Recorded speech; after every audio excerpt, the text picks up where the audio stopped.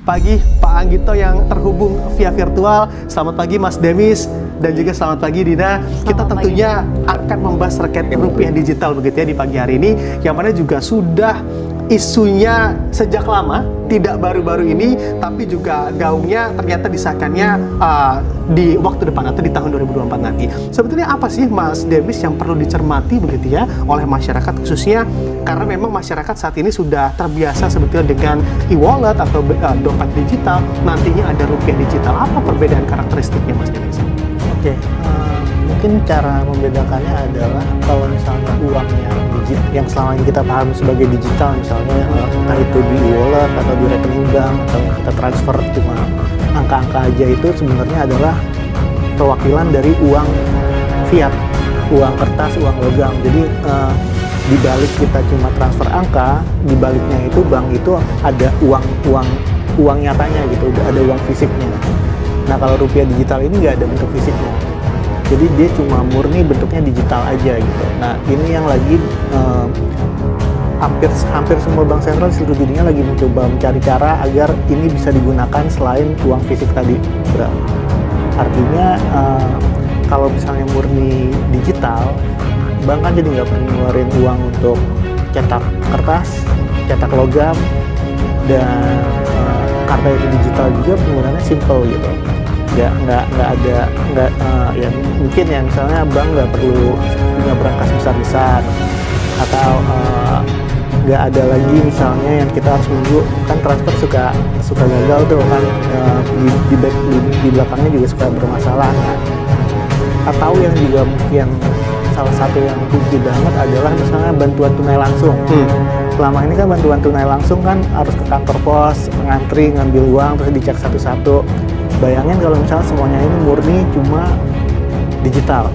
Nggak ada lagi misalnya teman-teman wartawan kan suka diajak BI itu naik kapal ke pulau mana, ke pelosok segala macam, bawa uang kertas untuk mereka pakai. Nah ini bayangkan BLT sama BI tinggal satu, Kementerian Keuangan tinggal satu klik, duitnya langsung ada di dompet. Oke. Sebetulnya memberikan banyak kemudahan, tapi apakah memang infrastrukturnya sudah sesiap itu juga begitu di lapangan ya? Betul sekali. Karena Dina, pasti ada hal-hal yang tentunya ingin ditanyakan oleh Dina. Betul sekali, banyak sekali yang ingin ditanyakan. Tapi terima kasih Mas Demis atas penjelasan untuk menjadi dasar dialog kita pada pagi hari ini. Izinkan saya bertanya dulu kepada Pak Anggito. Pak Anggito, pertanyaan yang sama mungkin yang tadi kita sampaikan ke Mas Demis. Sebenarnya apa sih Pak yang akan menjadi berubah dari yang tadinya ada uang tunai menjadi uang digital? Karena kalau kita bicara soal masyarakat saat dengar uang digital pasti yang terpikir adalah e-wallet. Mungkin boleh dijelaskan dulu Pak secara keseluruhan, secara umum, sebenarnya apa sih Pak uang digital ini? Ya, terima kasih ya. Jadi uang digital ini kan tren kecenderungan dunia ya, di mana persoalan nilai tukar ini menjadi problem ya. Kalau suatu negara melakukan mengalami pelemahan karena nilai tukar mata uang itu dikaitkan dengan negara yang bersangkutan, maka negara tersebut tiba-tiba mengalami penguatan ya. Jadi sangat tergantung satu sama lain. Nah seperti sekarang kita lihat rupiah misalnya melemah, loh kita kan tidak ada perubahan fundamental di dalam ekonomi, tetapi karena US menguat misalnya gitu. Jadi itu yang disebut tadi sebagai nilai yang ada, nilai mata uang fiat ya, yang ada transaksi underlying-nya.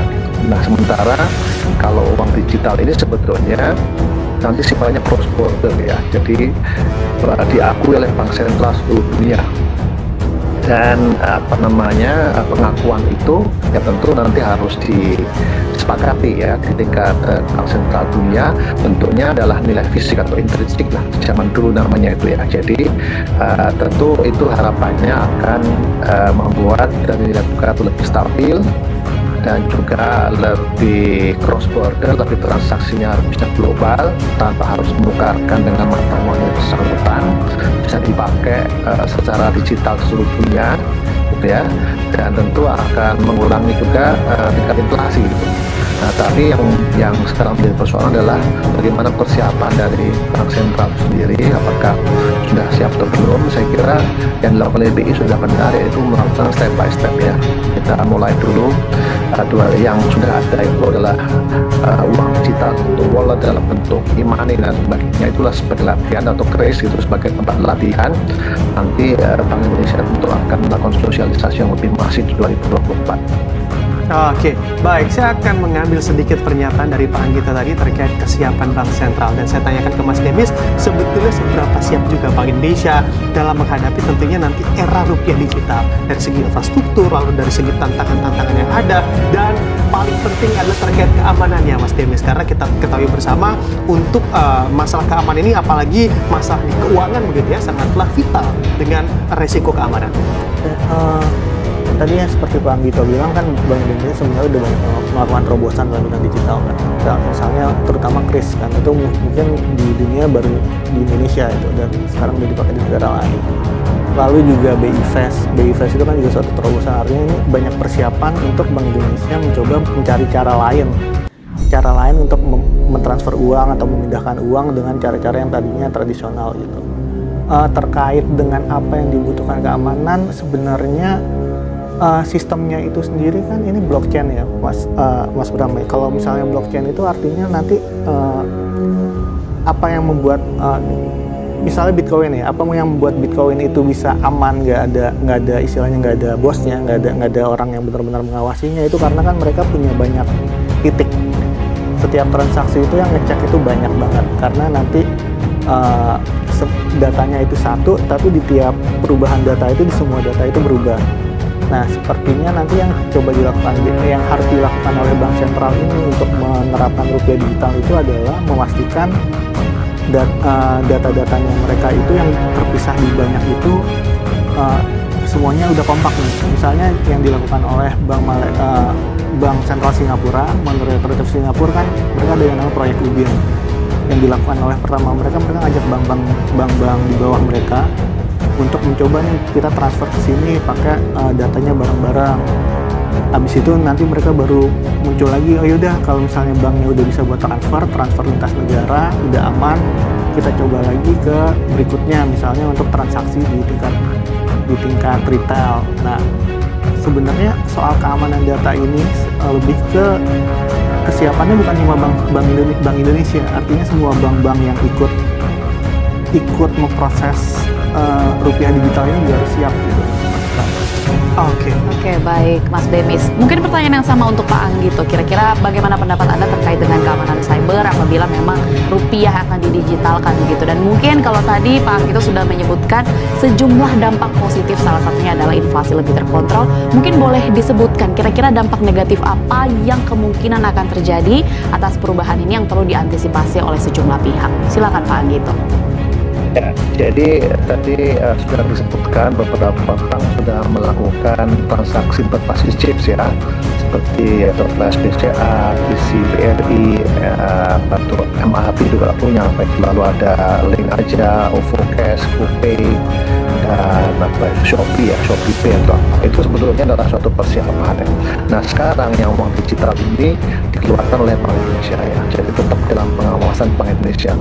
Nah, jadi yang bertanggung jawab kalau ada transaksi fraud ataupun transaksi yang palsu, dan kemudian transaksi yang tidak punya nilai, yang tidak terdaftar, dan Bank Indonesia kan akan membuat seperti izin ya terbitan uang digital ini.